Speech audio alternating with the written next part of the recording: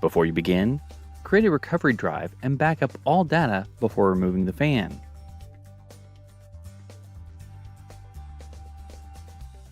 To enter service mode, press and hold the B key on the keyboard, and then press the power button.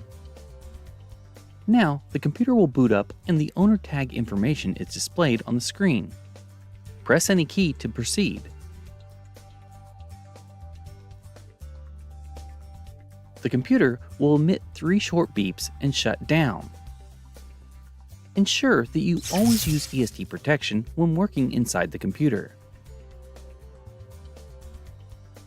To begin, loosen the 2 captive screws that secure the base cover to the palm rest and keyboard assembly. Then, remove the 5 screws that also secure the base cover to the assembly.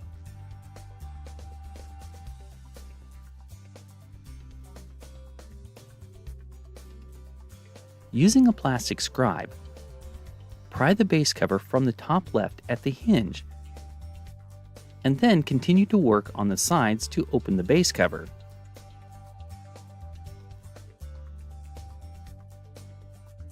Then, slide and lift the base cover off the palm rest and keyboard assembly. Disconnect the fan cable from the system board.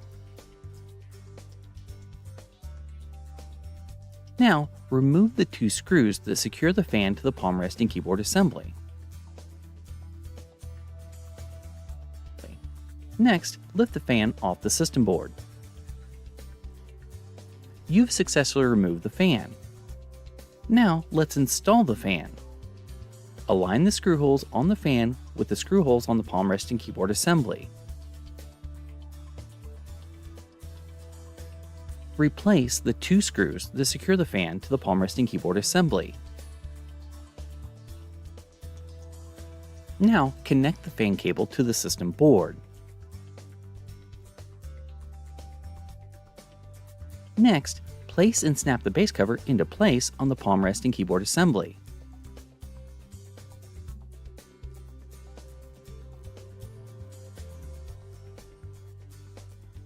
Tighten the 2 captive screws on the base cover, and replace the 5 screws that secure the base cover to the palm rest and keyboard assembly.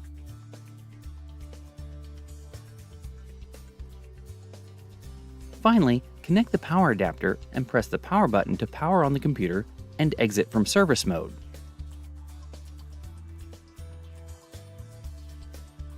Note: